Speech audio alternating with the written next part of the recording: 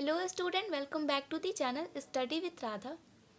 Guys, आज के इस वीडियो में हम डिस्कस करेंगे एमकॉम थर्ड सेमेस्टर के पेपर इंटरनेशनल मार्केटिंग के कुछ मोस्ट इंपॉर्टेंट डिस्क्रिप्टिव क्वेश्चंस को। फर्स्ट क्वेश्चन है हमारा, what are the four concept of international marketing. अंतर्राष्ट्रीय विपणन की चार अवधारणाएं क्या हैं? तो आंसर हो जाएगा, the four basic marketing strategy are often refers to as the marketing mix. The marketing mix is made up of 4 P's including product, price, place and promotion. चार बुनियादी विपणन रणनीतियों को अक्सर विपणन मिश्रण के रूप में जाना जाता है, जिसमें मार्केटिंग मिक्स भी कहते हैं, जिसमें उत्पाद, मूल्य, स्थान और प्रचार सहित 4 P से ये बना है। ठीक है, इसको हम 4 P's ऑफ मार्केटिंग कहते हैं। सेकेंड क्वेश्चन है आपका, what is economic environment of international marketing. अंतर्राष्ट्रीय विपणन का आर्थिक वातावरण क्या है? आंसर हो जाएगा इसका, the international economic environment can be describe as the global factor that are outside of the control of individual organization but can affect the way that business operate. The business cycle is composed of 4 stages: peak construction, recession, tough and expansion recovery.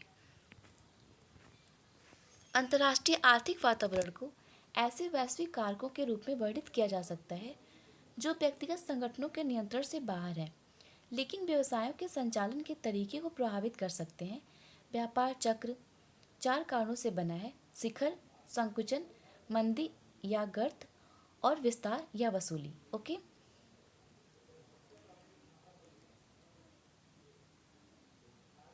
Next question है आपका, what is the political environment in international marketing.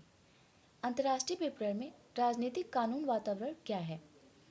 Answer हो जाएगा, the political legal environment is a combination of a lot of factors such as current political party in the power, the degree of politician of trade and industry, the efficiency of the current government policies, current legal framework, the public attitude toward the economy, etc. राजनीतिक कानूनी वातावरण में कई कारक का एक संयोजन है, जैसे कि सत्ता में वर्तमान राजनीतिक दल, व्यापार और उद्योग में राजनीतिकरण की डिग्री, वर्तमान सरकार की दक्षता, सरकारी नीतियाँ, वर्तमान कानूनी ढांचा, अर्थव्यवस्था के प्रति जनता का रवैया इत्यादि। ये सारी चीज़ें जो होती हैं इसमें इंक्लूड हो जाएंगी। मैं आंसर थोड़ा शॉर्ट में लिखी हूँ, आप इसको और ज़्यादा वाइड टर्म में लिखेंगे, इतना छोटा आंसर नहीं होना चाहिए। ओके, ये मैं समझने के लिए छोटा छोटा आंसर आप लोग के लिए लेके आई हूँ। इसको आप सारे क्वेश्चन को एक बार देखेंगे, फिर इस क्वेश्चन को अपने तरीके से समझेंगे और इसका आंसर खुद ढूंढ के लिखेंगे। ठीक है, ये आंसर बहुत ही छोटा है, ये आपके हेल्प के लिए है। ठीक है, ओके, नेक्स्ट क्वेश्चन है आपका, what are the socio culture dimension of international marketing. अंतर्राष्ट्रीय विपणन में सामाजिक सांस्कृतिक आयाम क्या है? तो सामाजिक सांस्कृतिक आयाम यानी कि सोशियो इकोनॉमिक कल्चर पूछ रहा है यहाँ पे। तो इसमें हम ये 4 जो डायमेंशन है इसको देख सकते हैं। तो पहला है आपका लैंग्वेज, दूसरा है कलर, तीसरा है custom and tributes, values, authenticity, time, business norm और रिलीजन। ये सारे जो हैं वो सोशियो इकोनॉमिक कल्चर के डायमेंशन है। ओके,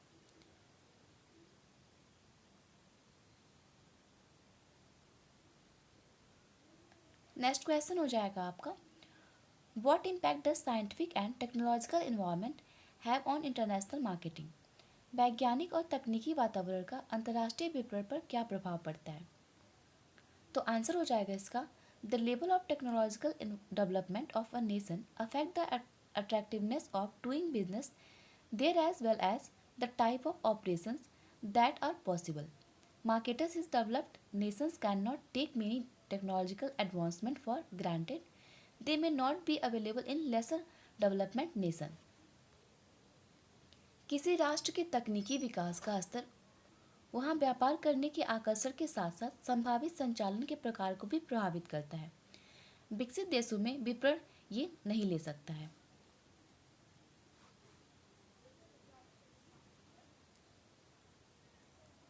नेक्स्ट क्वेश्चन है आपका, what is demographical environment of international marketing.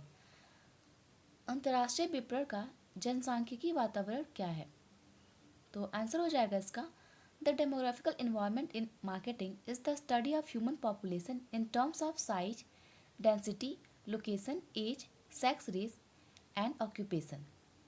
The demographic environment consists of the basic characteristics of a population such as age and gender. विपणन में राजनीतिक वातावरण आकार, घनत्व, स्थान, आयु, लिंग, नस्ल और व्यवसाय के संदर्भ में मानवीय आबादी का अध्ययन है। जनसांख्यिकी वातावरण मूल चरित्र से बना होता है। नेक्स्ट क्वेश्चन है आपका, what is natural and geographical environment of international marketing. अंतर्राष्ट्रीय विपणन का प्राकृतिक एवं भौगोलिक वातावरण क्या है? तो आंसर हो जाएगा इसका geographical environment related to political, economic, culture and environmental aspect of a new global order to countries around the world and religion within countries, the foundation on which international business is based upon. भौगोलिक पर्यावरण एक नई वैश्विक व्यवस्था के राजनीतिक, आर्थिक, सांस्कृतिक और पर्यावरणीय पहलू को कार्य के आसपास के देशों और देश के भीतर के क्षेत्रों से जोड़ता है। इसकी नींव इसी पर टिकी होती है। ठीक है।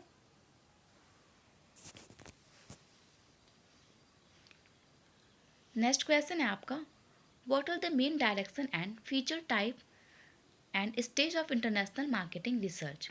अंतर्राष्ट्रीय विपणन अनुसंधान की मुख्य दिशाएं और विशेषताएं, प्रकार और चरण क्या है? तो यहाँ पे स्टेप को मैंने इन्वॉल्व किया है, स्टेप को बता दिया है। इसकी मुख्य दिशाएं यानी कि डायरेक्शन और इसके कैरेक्टरिस्टिक्स को आप खुद से लिख लेंगे। ठीक है। क्वेश्चन आपका उसको आप अच्छे से देख लेंगे और इस क्वेश्चन का आंसर सटीक तरीके से लिखने की कोशिश करेंगे। चलिए देख लेते हैं कि मार्केटिंग रिसर्च के कौन कौन से प्रोसेस या कौन कौन से स्टेप इन्वॉल्व होते हैं। तो सबसे पहला स्टेप है आपका प्रॉब्लम डेफिनेशन, यानी कि पहले आप प्रॉब्लम की परिभाषा समझेंगे, यानी कि प्रॉब्लम को आइडेंटिफाई करेंगे। सेकेंड है आपका development of an approach to problem.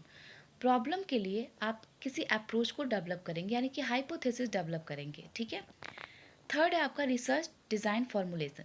उसके बाद से आप रिसर्च डिज़ाइन यानी कि ढांचा तैयार करेंगे कि किस तरह से आपको रिसर्च करना है। फोर्थ है आपका डेटा कलेक्शन। उसके बाद जब आप ये तीनों स्टेप फॉलो कर लेंगे, यानी कि पहले आप प्रॉब्लम आइडेंटिफाई करेंगे, देन आप उस प्रॉब्लम के लिए हाइपोथेसिस डेवलप करेंगे। थर्ड आप क्या करेंगे कि रिसर्च डिज़ाइन फॉर्मुलेट करेंगे। ओके। उसके बाद फोर्थ यानी कि चौथा काम क्या होता है डेटा कलेक्शन का, उससे संबंधित आंकड़ों को इकट्ठा करने का काम करेंगे। Then data preparation and analysis, अब उस डेटा का प्रिपरेशन करेंगे और उसका एनालिसिस करेंगे। और लास्ट स्टेप होता है आपका report preparation and presentation. Finally आप रिपोर्ट तैयार करते हैं और उसका प्रेजेंटेशन करते हैं। तो ये 6 स्टेप होते हैं मार्केटिंग रिसर्च के। ओके। नेक्स्ट क्वेश्चन हो जाएगा आपका, what is the positioning in the international market. International market में क्या स्थिति है?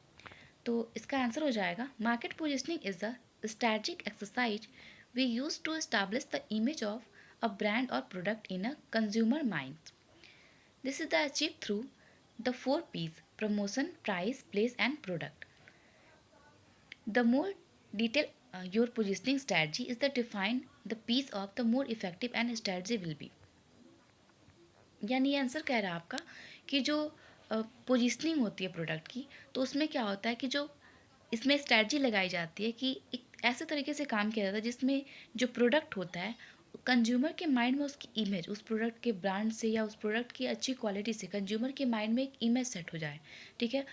इसको हम कैसे अचीव कर सकते हैं? तो इसको हम 4 P's यानी कि मार्केटिंग मिक्स के यूज़ करके, इसका उपयोग करके हम इसको अचीव कर सकते हैं। ठीक है।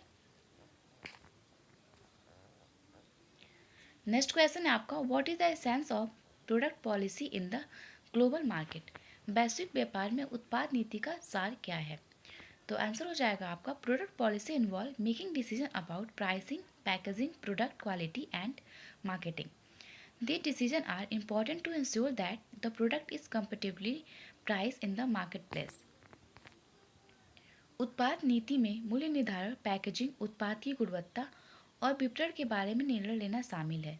ये निर्णय यह सुनिश्चित करने के लिए महत्वपूर्ण है कि उत्पाद के बाजार में प्रतिस्पर्धी कीमत हो। ठीक है।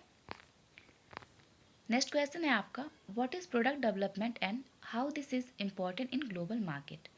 उत्पाद विकास क्या है और यह वैश्विक बाजार में कैसे महत्वपूर्ण है?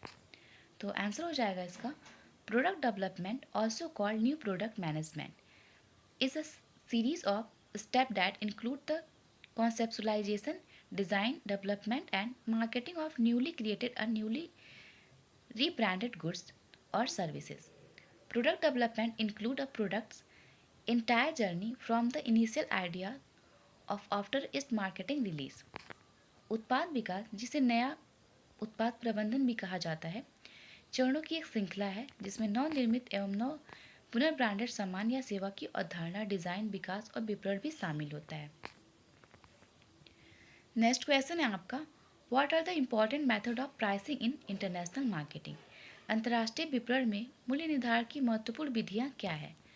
तो आंसर हो जाएगा इसका main method of pricing in the international marketing are cost plus method, marginal cost pricing method, differential pricing, dub pricing, penetration pricing, scheming pricing, and competitive pricing. They are the briefly described below. Cost plus method. The technique implies charging the total cost plus profit. Okay? तो इन सारे method को आप detail में पढ़ लीजिएगा कि cost plus method क्या है, मार्जिनल कॉस्ट प्राइसिंग मेथड क्या है, डिफरेंशियल प्राइसिंग मेथड क्या है, प्रो प्राइसिंग मेथड क्या है। एक एक चीज़ को आप सर्च करके अच्छे से पढ़ लीजिएगा इन सारे मेथड को, क्योंकि इतना शॉर्ट में आपको नहीं लिखना है, ठीक है। जब भी आपसे क्वेश्चन अगर लॉन्ग में पूछेगा कि what are the important method of pricing in international marketing, तो आपको इसको बड़े में लिखना है, यानी कि लॉन्ग आंसर लिखना है। तो इतने छोटे से आंसर आपको नहीं देने हैं। तो इन सारे मेथड को आप डिटेल में पढ़ेंगे और डिटेल में इसको एक्सप्लेन करेंगे। ओके, तो यहाँ पे इसको हिंदी में देख लेते हैं। अंतर्राष्ट्रीय विपणन में मूल्य निर्धारण की मुख्य विधियाँ हैं लागत प्लस विधि, सीमांत लागत मूल्य निर्धारण विधि, विभेदक मूल्य निर्धारण विधि, जांच मूल्य निर्धारण विधि और प्रवेश मूल्य निर्धारण विधि, स्क्रीनिंग मूल्य निर्धारण विधि और प्रतिस्पर्धी मूल्य निर्धारण विधि।